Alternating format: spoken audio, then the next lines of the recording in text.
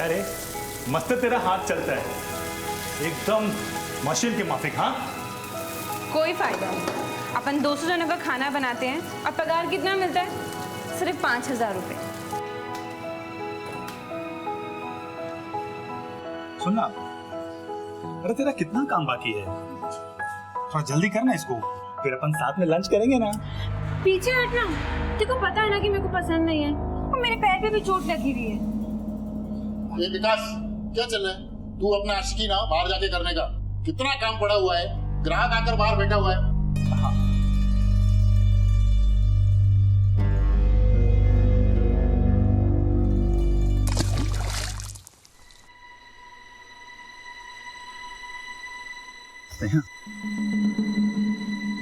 वो मैं क्या बोल रहा था कि तू और मैं, I mean, मैं और तू, हाँ बोलना। अपन के दिल में कुछ है तेरे लिए। हाँ तो फिर मेरे को क्या बोल रहे हैं? मेरी आई को बोलना। क्या? अरे तू पागल हो गई क्या? मैं तेरी आई को बोलूंगा आई लव यू?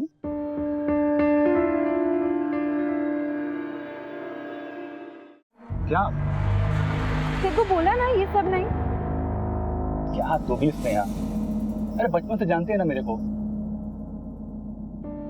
भरोसा नहीं मेरे पे? भरोसा है, लेकिन शादी से पहले कुछ नहीं।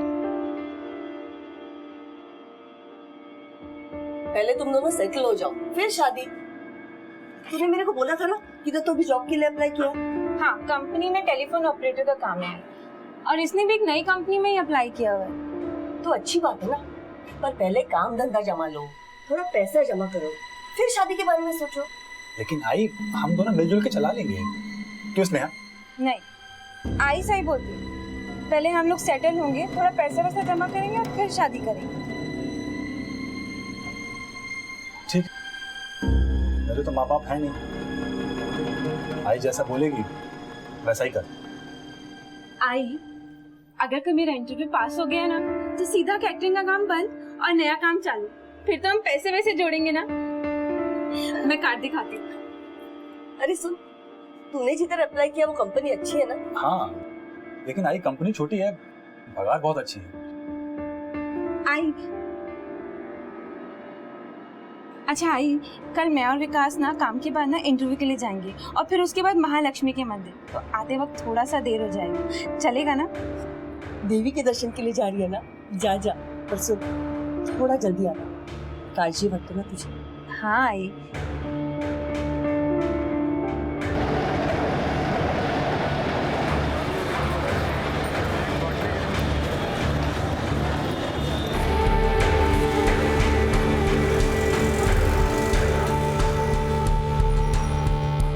इंटरव्यू तो बहुत अच्छा हुआ है, बस ये नौकरी मिल जाए, इसलिए जाते जाते ना महालक्ष्मी के मंदिर जाएंगे और फिर तुरंत घर। आई ने बोला है जल्दी आने। हाँ पता है मुझे आई ने क्या बोला है। आई ने तेरे को बोला जल्दी घर जाने का, है ना? अरे 7वीं बार बोल रही है तू। आई को फिक्र होती है इसलिए बोल रही हूँ। मालूम है तेरे आई को फिक्र होती है। स्नेहा, अरे मुझे लग रहा है ना सिटी स्कूल का तेरे को बोला था देख के चलने का। घर चलते हैं, मंदिर कभी और आएंगे। हाँ हाँ ठीक ठीक, चल चल। अरे स्नेहा, नहीं चला जा रहा, स्टेशन बहुत दूर है, कोई शॉर्टकट नहीं है क्या? एक मिनट रुक जा। भाई साहब, ओ ये कोई शॉर्टकट है क्या? हाँ यही मिल बट्टी जाता है, जो मैं भी वहीं जा रहा हूँ। एक शॉर्टकट है, हम ऐसा निकलते, चला जा। अच्छा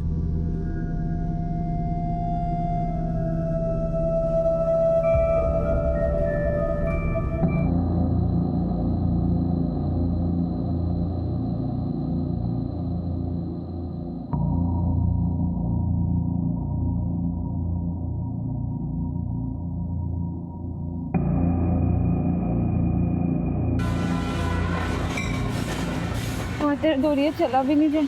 हाँ, यहाँ पे थोड़ी देर बैठते हैं, फिर उसके बाद निकल जाएंगे। अच्छा इसे बैठ जाए। बहुत दर्द हो रहा है। बस पास में स्टेशन, थोड़ी देर यहाँ बैठते उसके बाद निकलेंगे।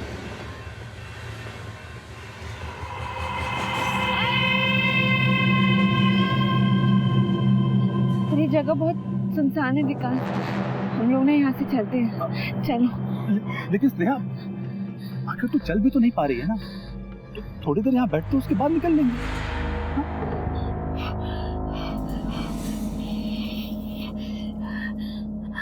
बहुत दर्द हो रहा है।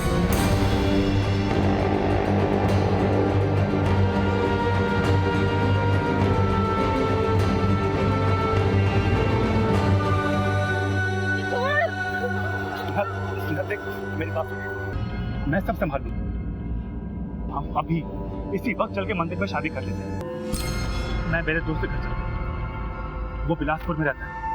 हम वहाँ जाके शादी कर लेंगे, किसी को कुछ पता नहीं चलेगा। स्नेहा,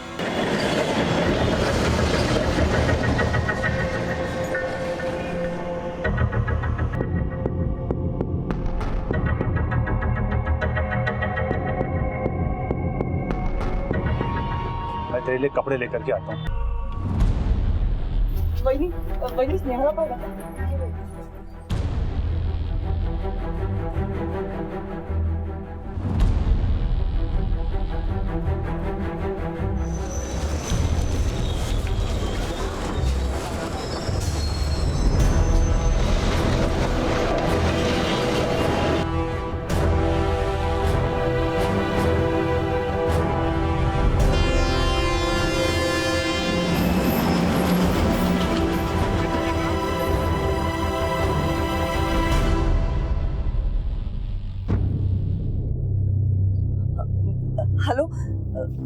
हेलो मैडम, मैं स्नेहा जोशी की माँ बात कर रही हूँ। वो कल आपके यहाँ पे इंटरव्यू के लिए आई थी ना?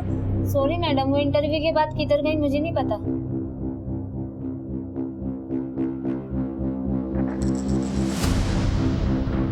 माधव जी, मैं स्नेहा की माँ बात कर रही हूँ। स्नेहा आई थी ना आपके पास कल? वो कल आई थी, लेकिन टाइम से थोड़ा जल्दी निकल गई थी। फिर कहाँ गई मुझे पता नहीं है।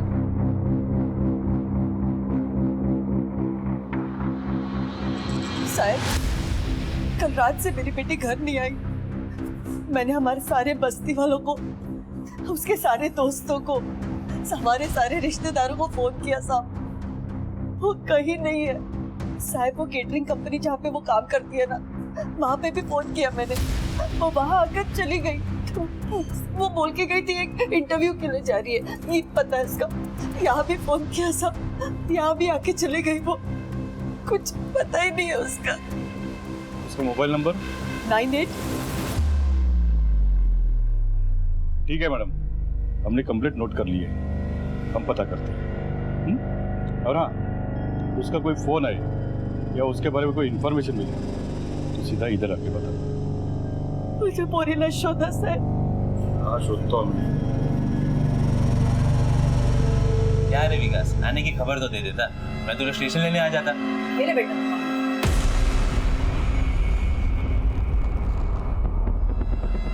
और चाहिए? नहीं, वो दरअसल मैं जल्दी में निकला तो सोचा कि दोस्त के घर पे जाता हूँ। अच्छा किया यहाँ चले आए, लेकिन सामान किधर है तुम्हारा? वो आंटी रास्ते में किसी ने मार लिया। ओ चल छोड़, कोई बात नहीं, मेरे कपड़े तू पहन ले, हाथ मुंह धो, मैं इसको मैं पूरा वाला कमरा दिखा देता। चल चल।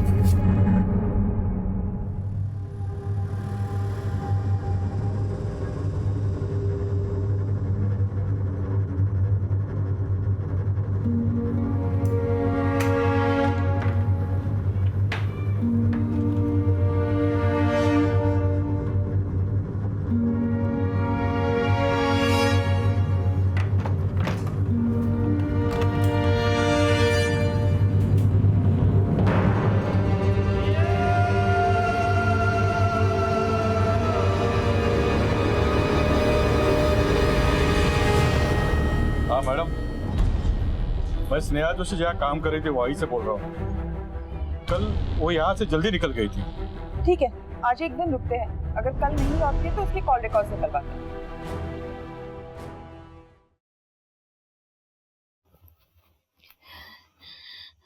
सुनना,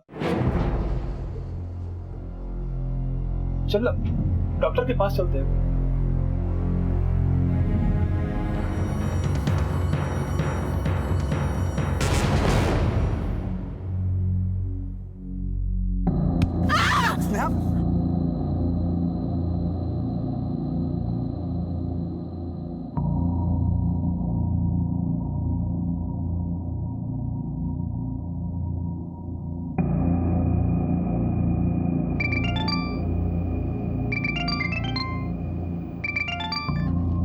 स्नेहा, हेलो। आई आई कुठे आहेस तू बेटा? स्नेहा, तू ठीक तो है ना? मैं ठीक हूँ आई, बस थोड़ी सी बीमार हूँ। मला तुझी काळजी वाटते। कहाँ है तू? कुछ तो बोल अपने आई को। आई तू रो मत आई, मैं बिल्कुल ठीक हूँ। मैं ना आई विकास के साथ हूँ। स्नेहा, मैंने तो पुलिस में भी रिपोर्ट कर दिया है। पुलिस? नहीं आई, तू पुलिस को ये बोल कि मैं तुझे मिल गई हूँ। पुलिस को कुछ मत बताना। स्नेहा, हेलो।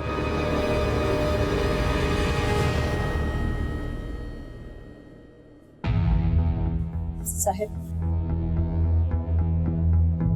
अरे मैडम, अभी तक आपकी बेटी का कोई पता नहीं चला। पता चलते ही आपको? नहीं साहब, वो मिल गई। मिल गई? किधर मिल गई? यही थी वो। ये आप ये केस प्लीज कैंसिल कर दीजिए। अरे मैडम, ऐसे कैसे केस कैंसिल होगा? पहले आपकी लड़की को यहाँ थाने लेके आओ, पुलिस उसका बयान लेगी, उसके बाद केस कैंसिल होगा। ठीक है साहब।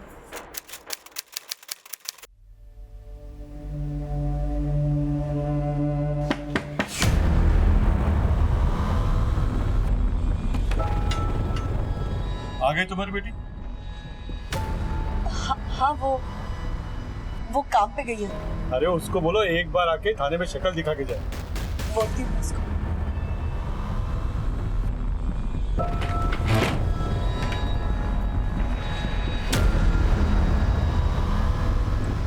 आप जिस नंबर को डायल कर रहे हैं वो इस समय स्विच्ड ऑफ है।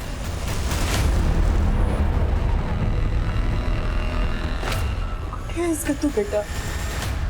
अरे कहाँ हो तुम लोग? ठीक है हम आते। विकास, अरे ओ विकास, चल पुराने दोस्तों से मिल के आते। बस एक मिनट, मैं अभी आता हूँ। ठीक है।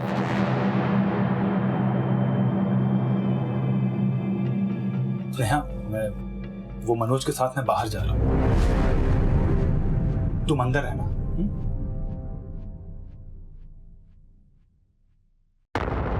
किसके साथ बात कर रहे थे?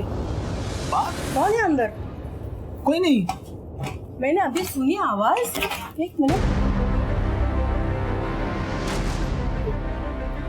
ये लड़की कौन है? ये लड़की कब से रह रही है? तू कैसे जानता है इसको? मनोज, वो दरअसल हम दोनों ने भाग की शादी की थी, तो क्या? इसलिए उसको यहाँ पे छुपा के रखा। अरे लेकिन आंटी, मैं सब समझाता हूँ आपको। आप आओ ना।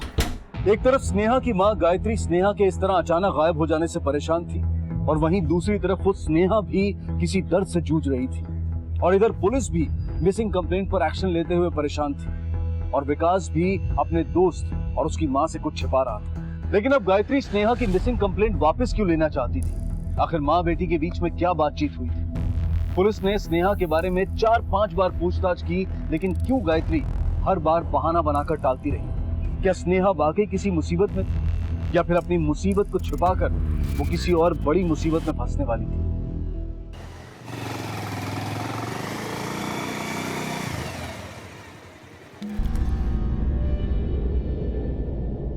तो आज कहाँ चलना है मैडम? नया असाइनमेंट दिया है बॉस ने, मुंबई के अनोखे स्ट्रक्चर्स कैप्चर करने का। पता है, लोगों को लगता है कि मुंबई में ना सिर्फ सीलिंग और गेटवे ऑफ इंडिया ही दिखते हैं। मैं ना एकदम अलग तस्वीर दिखाना चाहती हूँ दुनिया को मुंबई की। भक्ति मिल्स एकदम अलग और यादगार बनाना चाहती हूँ। यस ऑफ कोर्स, यादगार तो होगा ही।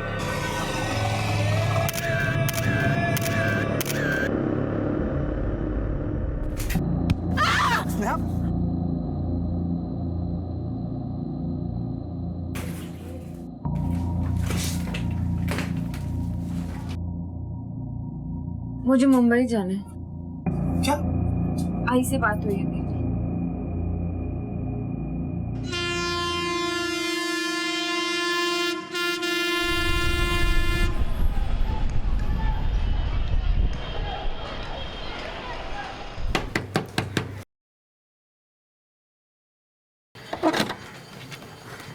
स्नेहा, स्नेहा, कैसी है तू? ठीक तो है ना तू? कहाँ थी तू इतने दिन? आई मैं बताता हूँ ये सब। तू जा यहाँ से, जा अपने घर जा, चल।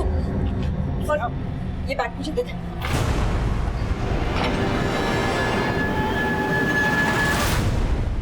उस रोज जब हम महालक्ष्मी मंदिर जा रहे थे ना आई, तो रास्ते में मेरे पैर पे चोट लग गई थी। तो याद है ना, वो जो चोट लगी थी उसके टांगे खुल गए और बहुत खून निकलने लगा।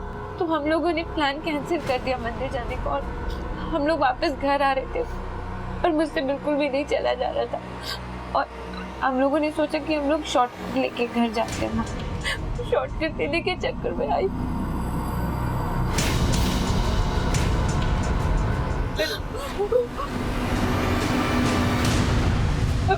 मुझे कुछ भी समझ में नहीं आ रहा था मैं क्या। सुन, किसी को कुछ कहने की जरूरत नहीं है।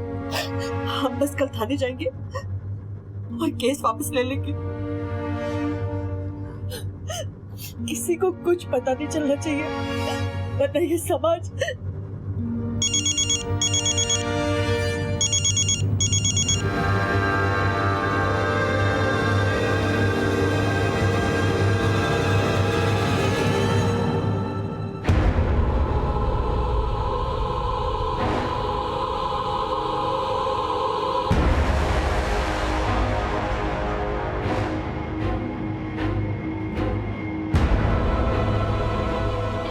ये है तुम्हारी बेटी। हो मैडम, वो केस वापस लेना था। अब तो ये आ गई ना। बेचारे केस फाइल्स दे दो।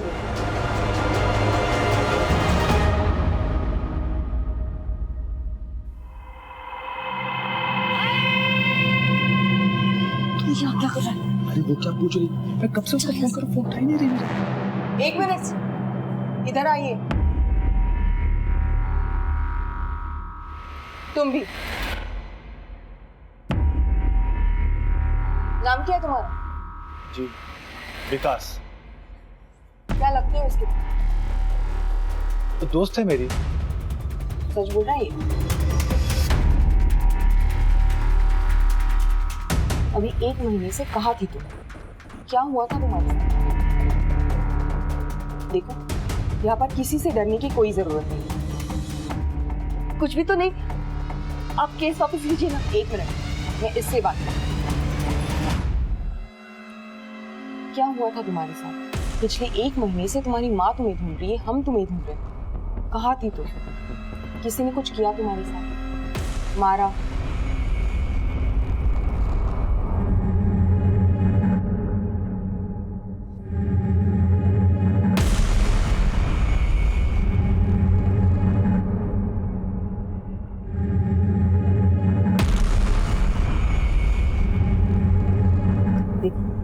यहाँ पर किसी से डरने की कोई जरूरत नहीं। उस दिन जो कुछ हुआ वो सब बता दो।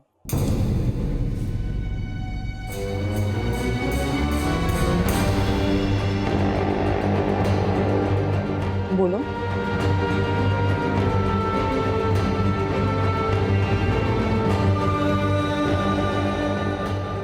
अब बताओ, उस दिन हुआ क्या था?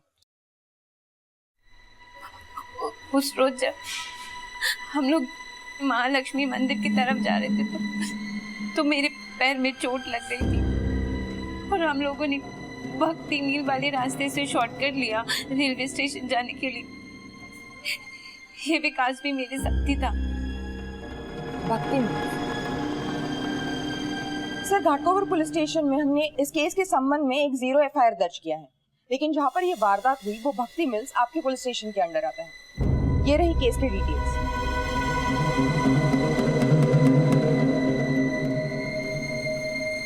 आप बताइए, आपके साथ क्या हुआ? मेरे पैर में बहुत दर्द हो रहा था, तो इसलिए मैं और विकास वहाँ पर थोड़ी देर आराम करने के लिए रुक गए थे।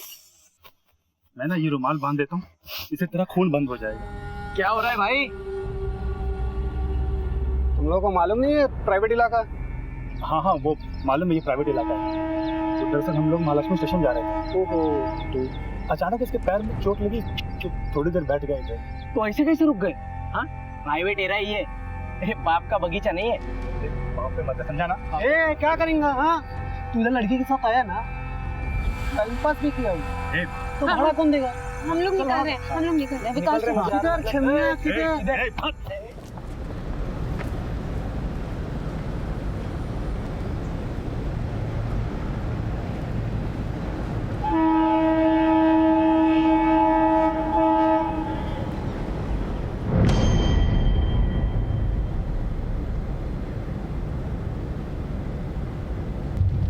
इधर आइए।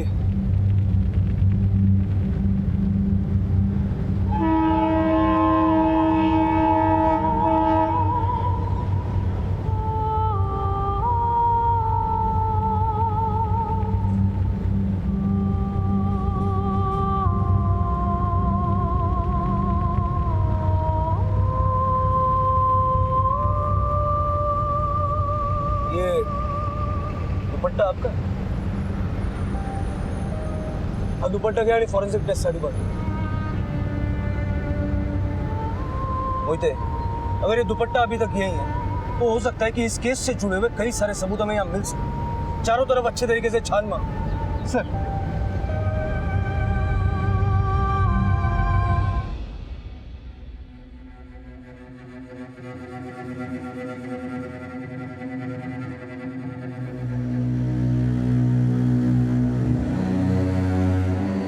ये सारी चीजें कलेक्ट करो और फॉरेंसिक टेस्ट के लिए भेजो। सर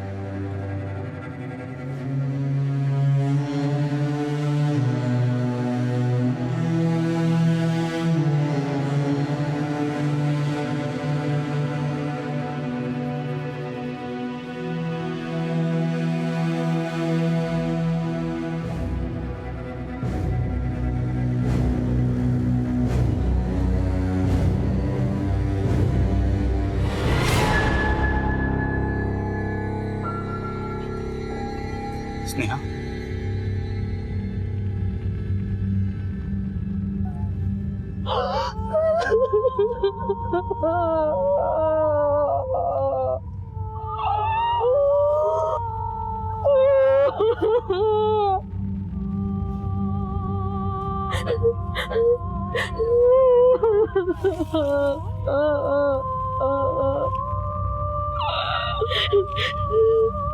साहब वो घटना के बाद उन पांचों ने हम दोनों को इधर ही छोड़ दिया और फिर धमकी भी दी और उसके बाद वो लोग उस रास्ते से निकल गए। ये रोना धोना बंद कर, समझी? और जो बोल रहा हूँ ना वो कान खोल के ध्यान से सुन। अगर ये बात किसी को बताई, किसी को भी तो घर में घुस के मारेंगे। बाकी फोटो और वीडियो दोनों है और सीधा इंटरनेट पर डालेंगे हम लोग, समझी? अब चुपचाप यहाँ से निकल, स्टेशन जा, गाड़ी पकड़ और घर जा।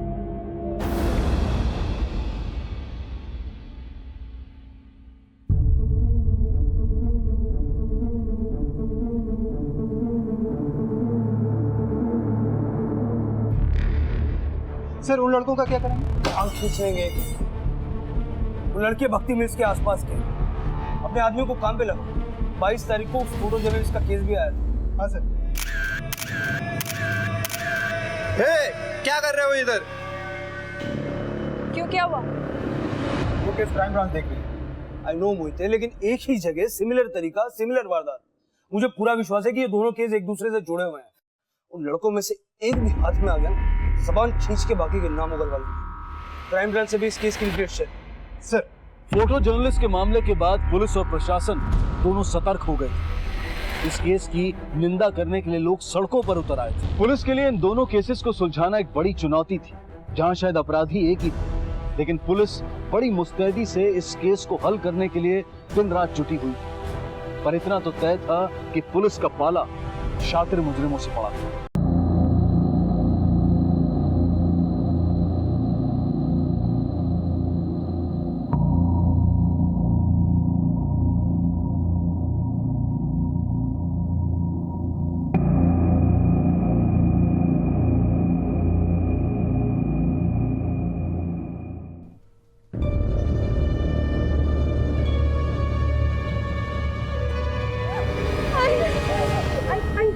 इस आदमी को बोलो मैं यहाँ से जाने को आई, मैं डॉक्टर मुझे यहाँ लेडी डॉक्टर नहीं है? जी बुलाइए।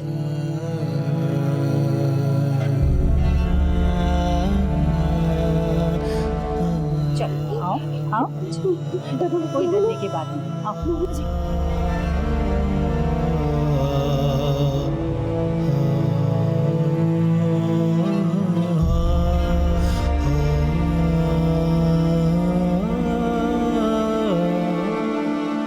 देखिए, इंसिडेंट को 1 महीना हो चुका है। शरीर पे इंजुरीज है, पर शारीरिक इंजुरी से ज्यादा मन को, दिमाग को चोट लगी है। इसका साइकियाट्रिक एग्जामिनेशन होना जरूरी है, उससे बहुत कुछ सामने है। ओके।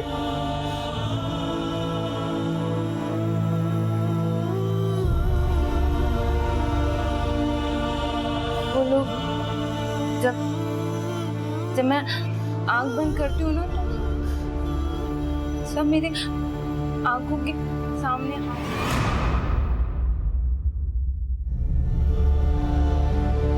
किसी अबला औरत की अस्मिता पर हमला करना हत्या से भी जघन्य अपराध है। ऐसी घटनाओं में मेडिकल एग्जामिनेशन घटना के 24 घंटों के अंदर हो जाना चाहिए, लेकिन स्नेहा के केस में ऐसा नहीं हुआ, जिसकी वजह से मेडिकल रिपोर्ट में तो साबित करने के कोई भी पुख्ता सबूत मौजूद नहीं थे। लेकिन शारीरिक दुष्कर्म का असर सिर्फ शरीर पर ही नहीं, बल्कि उससे कहीं ज्यादा औरत के दिल और दिमाग पर पड़ता है। अगर डॉक्टरी जुबान में कहें तो स्नेहा इस वक्त PTSD यानी कि पोस्ट ट्रॉमेटिक स्ट्रेस डिसऑर्डर से ग्रस्त है। ऐसे में इंसान हर पल अपने आप को लाचार, बेबस और हारा हुआ समझता है, डिप्रेसिव और हाइपर सेंसिटिव हो जाता है। साइकियाट्रिस्ट की टीम ने अपनी रिपोर्ट क्राइम ब्रांच को सौंप दी थी और क्राइम ब्रांच ने पूरी जिम्मेदारी के साथ इस मामले की बागडोर संभाल ली थी।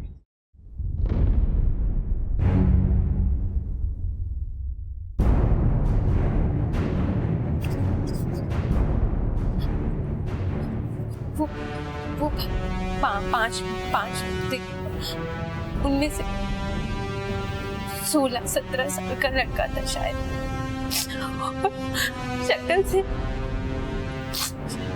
शक्ल से वो सब ना गुड्डे थे। और उसके बाद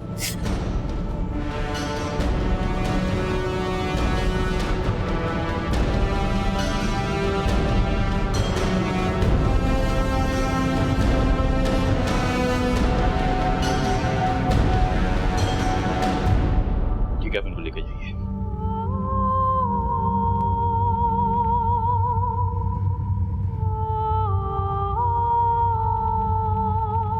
भक्ति मिल के पास में डिस्क्रिप्शन से मैच करते हुए जितने भी लड़के हैं सब बोल। पीड़ित लड़की सिर्फ एक लड़के का स्केच बनवा पाई थी। पुलिस ने भक्ति मिल्स के 2 किलोमीटर के दायरे में तकरीबन 150 लड़कों को टटोला और उनकी दिन रात की कोशिश से उन्हें आखिर कामयाबी मिल ही गई।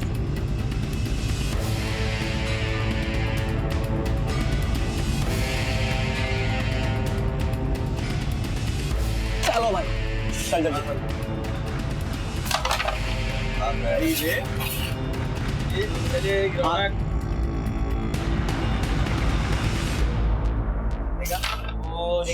भाई भाई भाई एक कुछ काम है मुझे, कुछ काम याद आया अभी। आ जाऊंगा, दोबारा आ जाऊंगा।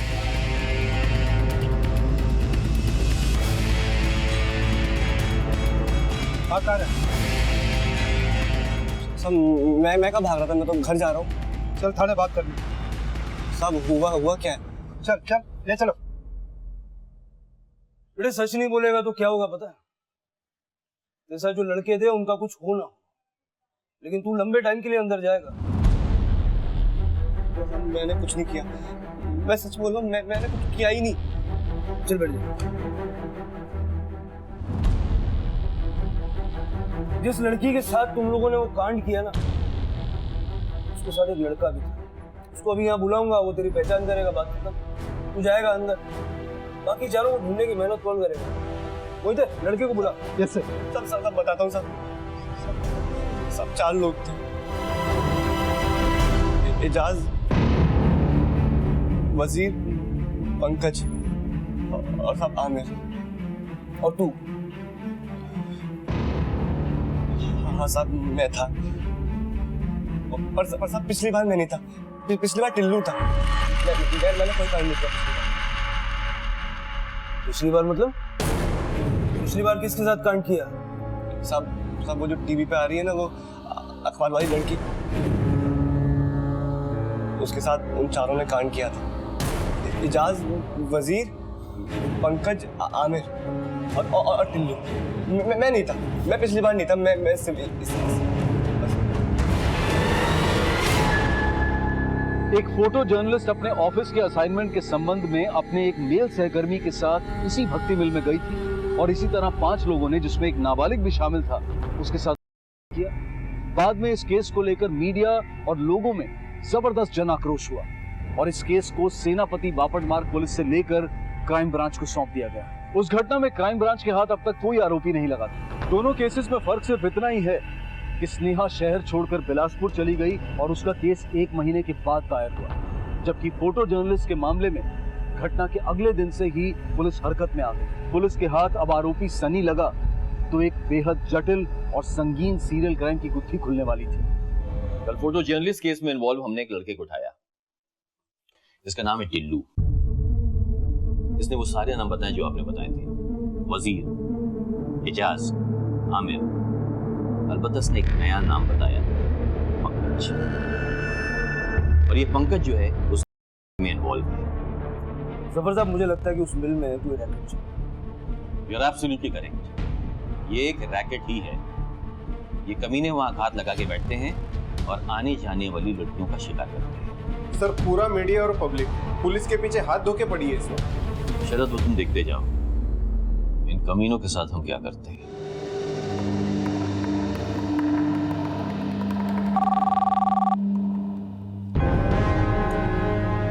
सलाम साहब, अफजल बोल रहा हूँ। बोलो अफजल, क्या खबर है? एजाज दिल्ली से आ गया साहब, जरीमारी खोली में।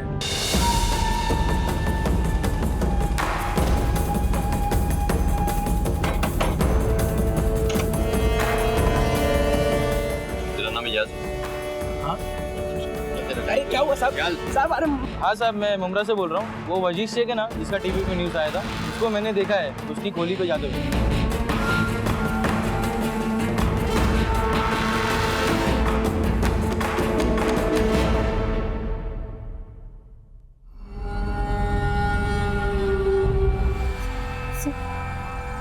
वो ऑरेंज टी शर्ट वाला और जिसने ब्लैक पैंट ग्रे शर्ट पहनी है, वो वाला लड़का। हाँ सर, वही दोनों है, बाकी इनमें से कोई नहीं है। सर, ये दोनों फोटो जर्नलिस्ट वाले केस में भी इन्वॉल्व है। 3 मिलने अभी और बाकी है। उस रात बिलासपुर जाने के लिए विकास ने अपने मालिक से 1500 रुपए लिए थे। बिलासपुर में उसका दोस्त मनोज, उसकी मां सुमन, ये दोनों के बयान हमारे पास में है और ये दोनों बयान साबित करते हैं कि डर और बदनामी की वजह से ये दोनों मुंबई से बिलासपुर गए। जी सर। और हाँ, फोटो जर्नलिस्ट के केस को टीवी पे देखने के बाद और अपनी मां गायत्री के लगातार मुंबई आकर मिसिंग कंप्लेंट विड्रॉ करने के जिद से स्नेहा मुंबई आ गई और यहाँ आकर पीएसआई नम्रता के सामने उसने अपनी आपबीती सुनाई।